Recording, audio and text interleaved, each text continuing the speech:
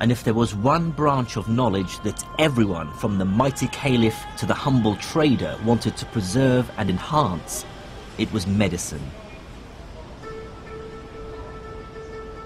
These were, after all, times when few lived to old age.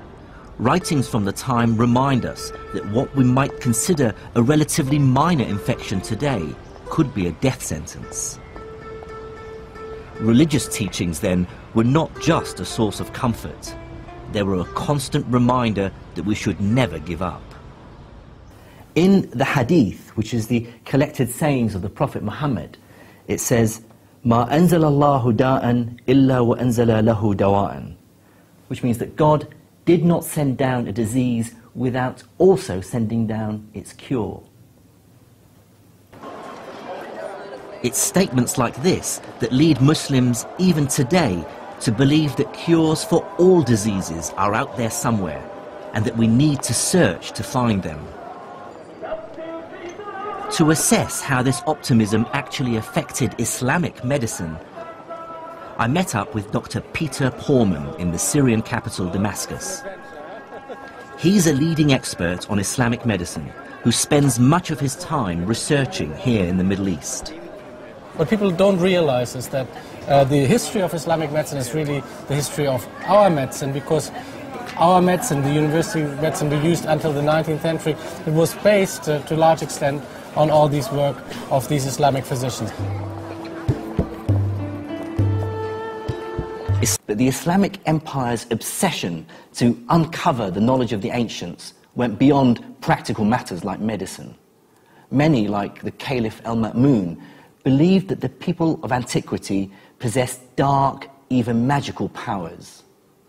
And what's more, new evidence is coming to light to show just how hard Islamic scientists worked to rediscover them.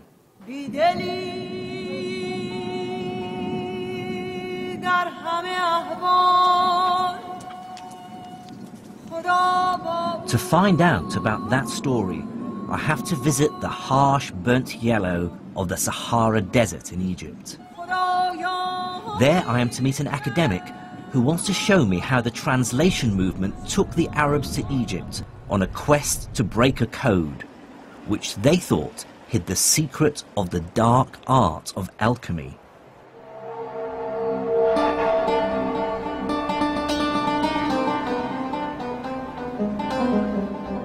This is Saqqara, a necropolis or graveyard of the ancient pharaohs.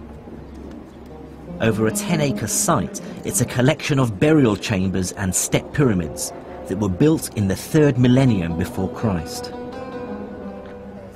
These are said to be among the oldest stone buildings in the world.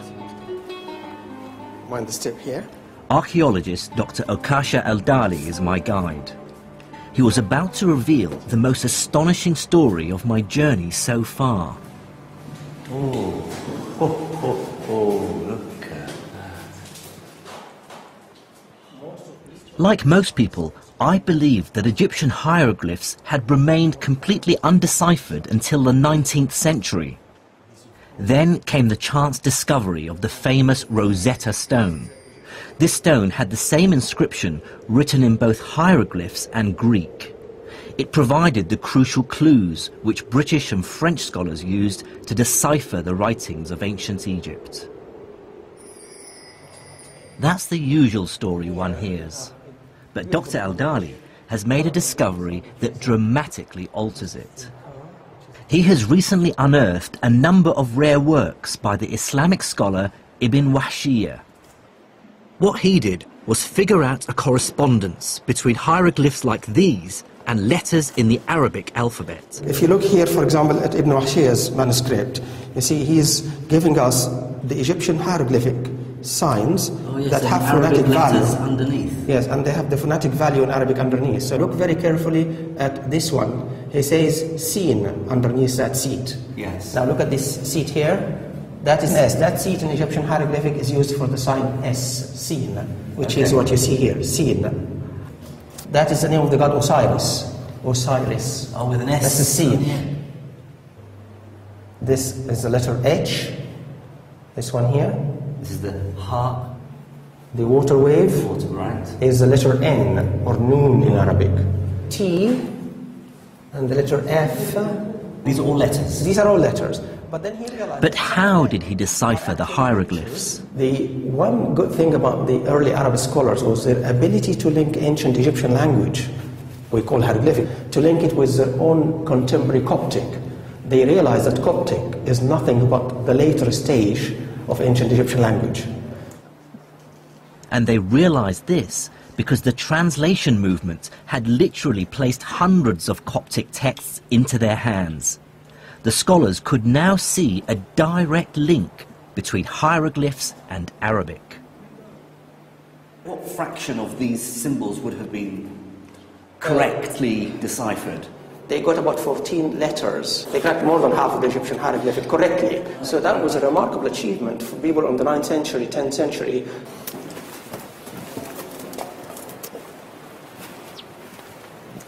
Well, that's probably the biggest revelation for me so far on my travels, that Egyptology didn't begin in the 19th century.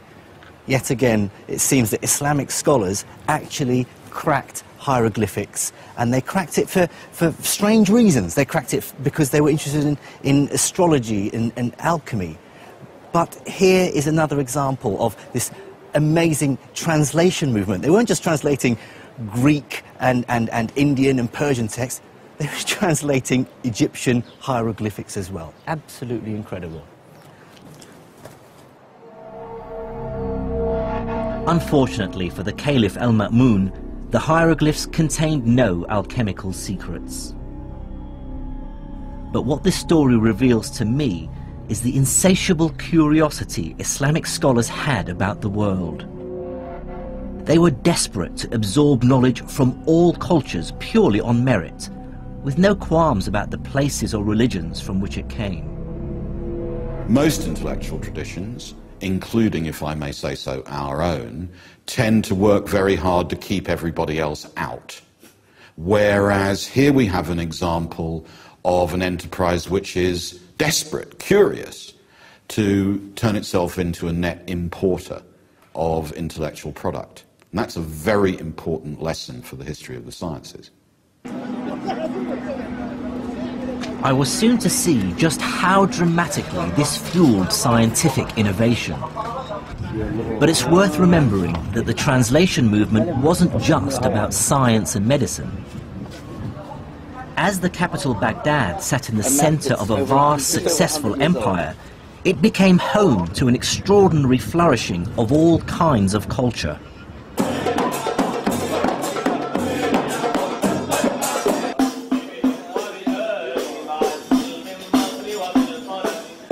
For this is the time described by 1001 Nights, of great and generous caliphs, magic carpets, great journeys, but also ambitious buildings, music, dance, storytellers and the arts.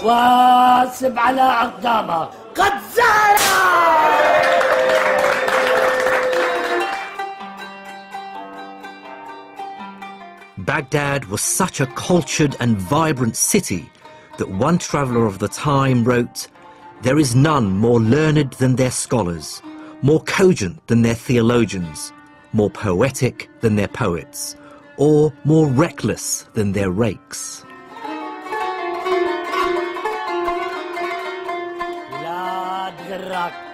It really must have felt like Baghdad and the Arabic Empire were the world leaders in civilization and culture.